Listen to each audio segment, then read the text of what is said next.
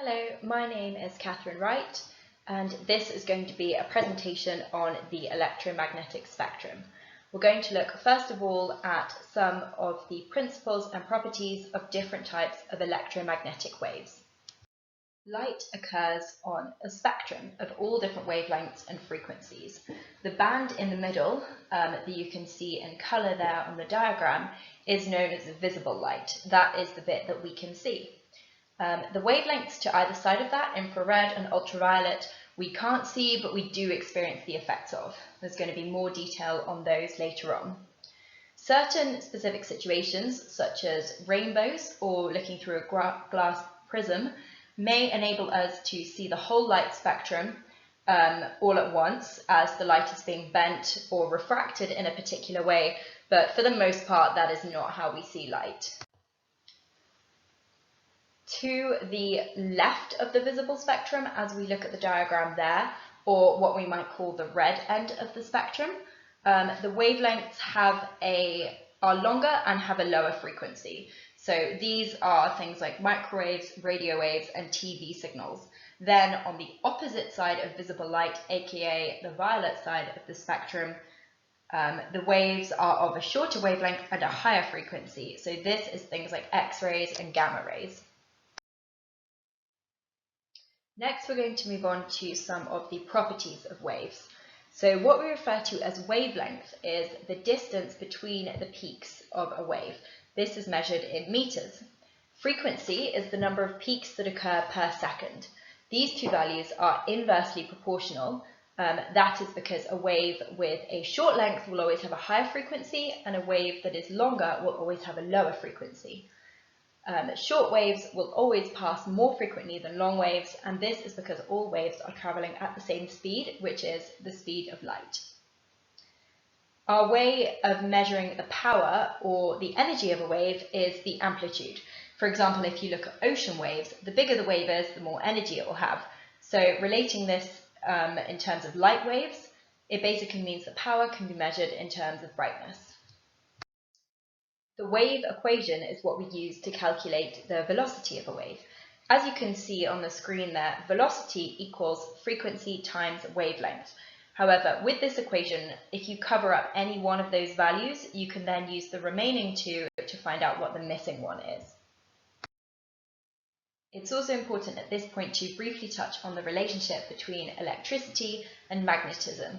As we all know, when you attempt to put two north sides of a magnet together, they will repel each other. They have a force of repulsion. And the way this relates to electromagnetic waves is in that an electric field and a magnetic field are essentially traveling together through a vacuum.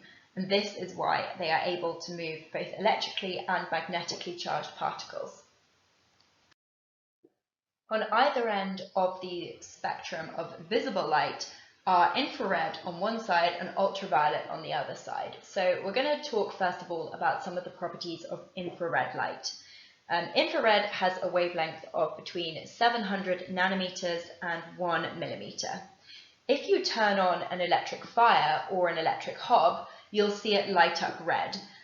This basically means that it is giving off visible red light that you can see, but it's also giving off infrared radiation. And this is what transfers radiation to heat, and that's why your food is heated up or your room is heated up. We are also giving off infrared radiation ourselves. All warm-blooded animals, in fact, give off infrared radiation. We can use certain devices like digital thermometers or thermal imaging to be able to see infrared light, as it can't be seen with the human eye otherwise. There are many different uses of infrared light, for example, in medicine. Infrared imaging can be used, as is shown on the image on the screen there, to highlight any temperature anomalies that may be occurring on a human body, which might help to suggest either symptoms or causes of a disease. Thermal cameras are often used in both surveillance and search and rescue on helicopters and drones. You can also take thermal imaging of buildings in order to indicate areas of excessive heat loss which might enable you to get a better idea of which insulation options should be taken. Infrared light is also sometimes used in handheld short-range control systems, such as TV remotes or remote-controlled toys. These waves can usually travel a short distance only and require a direct line of sight. So if you're trying to turn on your TV, you're going to point your remote directly at your TV and you're going to be in the same room as it, facing the TV.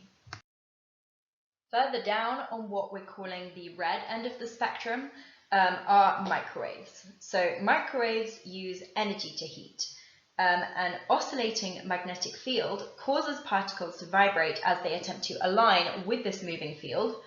And this is what causes heating. So in the obvious example, the one that we're most familiar with when it comes to microwaves, of the microwave oven, this is basically what causes the localized superheating inside of the food.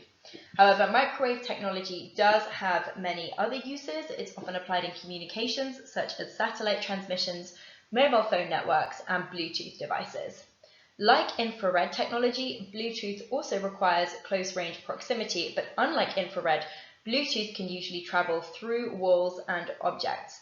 It also is usually capable of universal communication regardless of manufacturer, whereas infrared devices like TV remotes can only communicate with the specific device they were designed for. So you can't use your TV remote to turn on somebody else's TV, but you can use the Bluetooth on your phone to connect with your laptop or to connect with somebody else's phone, even if you might have an iPhone and they might have a Samsung. It's not device specific. Next, we're going to go all the way down to the opposite end of the electromagnetic spectrum for a minute, past the band of visible light, past ultraviolet, and we're going to talk about X-rays and some of the uses and hazards of X-rays, particularly when it comes to medical application. So X-rays have a wavelength between 0.01 and 10 nanometers. This means that they have a very, very high frequency and therefore a lot of energy, so they can penetrate much further. By far the most common use of X-rays, and one that we're all very familiar with, is in medicine, as X-rays can penetrate human tissue. It is, however, fairly common to hear mention of the dangers of exposure to the radiation of X-rays. This is because ionizing radiation can knock electrons out of their atomic orbits, which can cause changes to molecules. This can kill cells or even trigger cancers. However, we are constantly exposed to background radiation, both from technology and from the sun. In some cases, the exposure that you might receive from an X-ray exam might not even be that different to just receiving an increased amount of background exposure.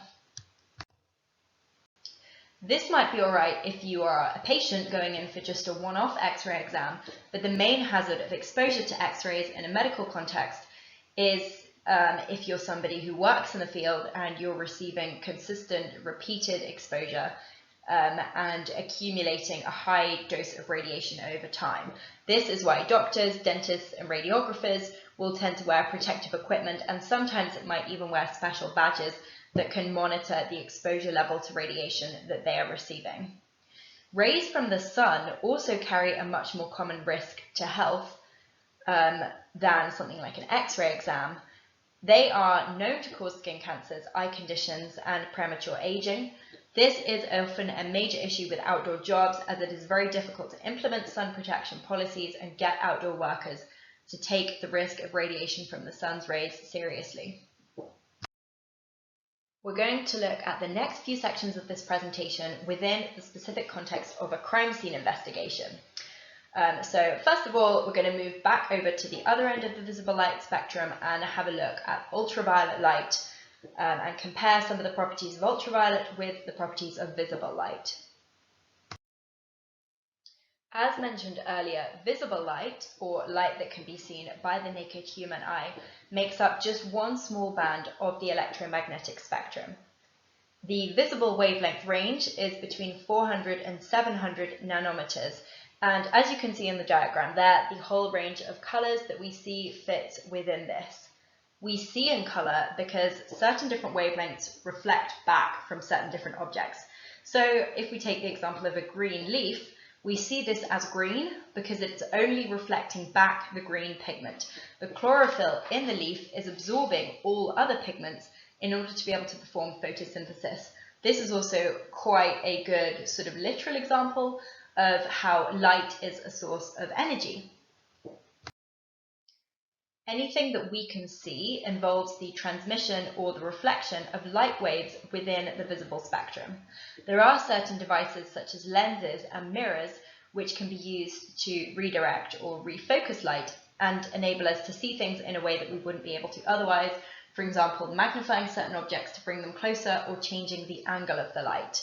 Visible light is commonly known as white light because the colours that make up the spectrum appear white when they're all blended together.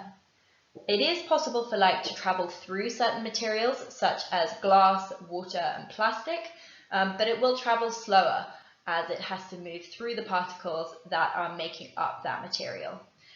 There are many different everyday applications of visible light. For example, things like a telescope, binoculars or a microscope, which are bringing things into closer focus. Also mirrors, laser light, printers, and of course televisions. In terms of how manipulation of visible light might be applied to a crime scene context, looking through a microscope brings objects much, much closer.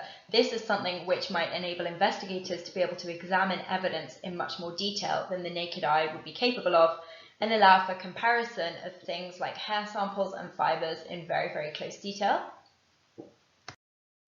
If we're thinking of light as a linear spectrum, then just to the right, or the violet end of the band of visible light, is ultraviolet. So ultraviolet has a higher frequency than visible light. Similar to infrared, we can't see it, but we can feel its effects, for example, getting burned from spending too much time in the sun. There are some animals that can see in higher frequencies than us that would be able to see ultraviolet light. So as is described on the screen, there are 3 distinct wavelengths within the ultraviolet light band, which all have different properties. UVA, or near UV, has the lowest photon energy. This light is able to pass through the ozone layer, and this is the band of light that may be visible to some birds, insects, and fish. Next, we have UVB, or mid-UV. This has medium photon energy and is mostly absorbed by the ozone layer. And then finally, there is UVC, or far UV. This has the highest photon energy and a very short wavelength, and is completely absorbed by the ozone layer and the atmosphere. Fluorescence is the incidental radiation that is produced by ultraviolet light. Blood and other bodily fluids possess biofluorescence. This is going to lead us on later to discuss how ultraviolet light might come into play in a crime scene investigation. We are, first of all, though, just going to look at some other applications of ultraviolet light, as there are many different ways in which ultraviolet is used in everyday life. To give a few examples, banknotes contain ultraviolet pigment. So if you hand over a £50 note in a shop, you may see the cashier draw on the note in invisible ink. That is actually an ultraviolet pen, which can be used as a means of checking authenticity on a banknote. UV light is also used in cleaning and sterilizing, particularly in a hospital environment. This is because when ultraviolet is directed at airflow, it can help to eliminate pathogens. It can also be used to harden dental fillings. It can be used as black light for stage effects. And one that we're all very familiar with in day-to-day life is the ultraviolet day glow pigment, which is used to create high-vis equipment and clothing for safety, because as it says in the name, this pigment is highly visible and catches the eye very quickly. Ultraviolet light can, of course, also be very helpful in terms of crime scene investigation. As I briefly mentioned earlier, ultraviolet light can be used to detect bodily fluids. We've already talked about how visible light can be applied to a crime scene investigation. So ultraviolet light can help to provide more detail and more contrast when examining wounds like stab wounds or bite marks. It can also show up subcutaneous bruising on both living and dead bodies. All of these things might enable an investigator to gain more information about what's taken place in a crime. The device that's being used in all the images shown on the screen is called an intensifier device. This can be used to scan an entire crime scene and will often uncover footprint or fingerprint evidence that would not have been discovered otherwise. It's even possible to use ultraviolet light in ballistics testing in order to uncover who has shot a particular gun in terms of finding fingerprints on a gun. Although we have just spent quite a bit of time talking about how useful infrared and ultraviolet light can be when harnessed through technology, it is important to also emphasize the potentially damaging effects that both of these can have on human health. Infrared radiation is emitted from any hot object. That also means that it will heat anything that touches it. This creates a risk of burns and blistering to skin tissue, and there is also the potential for eye damage. It is advisable to always wear protective goggles when handling anything that is likely to transmit strong infrared radiation. On the other end of the spectrum, ultraviolet light has many more dangers as it is of a higher frequency and therefore has much more energy and can penetrate further into the human body, enough to be able to cause chemical reactions. The skin produces melanin, which can be seen in the form of either freckles or a tan, and this is essentially the body's way of trying to protect against the harmful effects of ultraviolet light. Overexposure to ultraviolet light causes premature aging and can even have the more serious effect of creating chemical changes to the DNA, sometimes resulting in cancerous cell development. Too much exposure to the sun is widely associated with skin cancer in particular. This has been a presentation on the electromagnetic spectrum. Thank you very much for listening, and I hope it was informative. Included in the following slides are a list of appendixes and also a bibliography of references used to create this presentation.